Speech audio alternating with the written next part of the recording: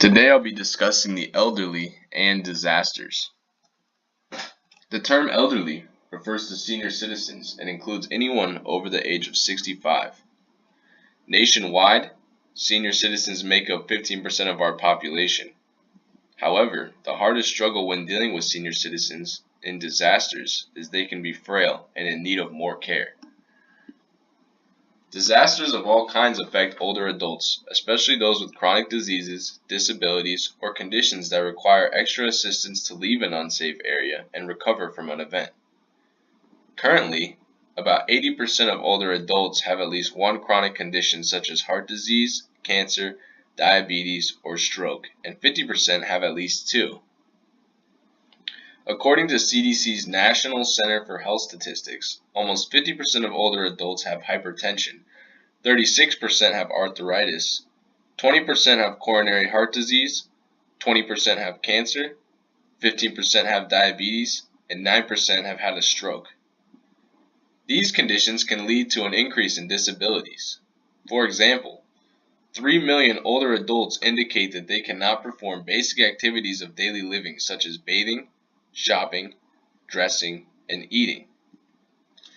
Emergencies and disasters can strike quickly and without warning and force you to evacuate your neighborhood or be confined to your home. It is critical that senior citizens are pre-prepared for a natural or man-made disaster. First, senior citizens should have ready-to-go kits that can be mobile with critical resources. Second, senior citizens need to have plans with their families in the event of a disaster so family members are aware of what actions to take. Senior citizens also need to be aware of their community disaster plan. Last, senior citizens need to be kept informed of what is happening so they have the appropriate time to make necessary changes. Once disaster strikes, it is important that senior citizens are as safe as possible, whether they were told to stay home or seek a public shelter.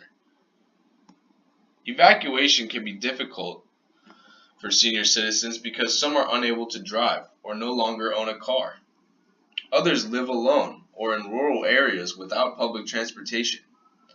The older people that live in areas with public transportation will be unable to evacuate during disasters because local transportation services are interrupted or suspended.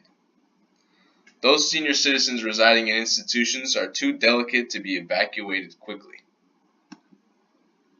After a disaster, it can be difficult for senior citizens to get back on their feet. Fraudulent contractors and con men who exploit victims financially following a disaster often target older people. In addition, senior citizens are particularly susceptible to physical and mental abuse as general stress increases as a disaster reaches later stages.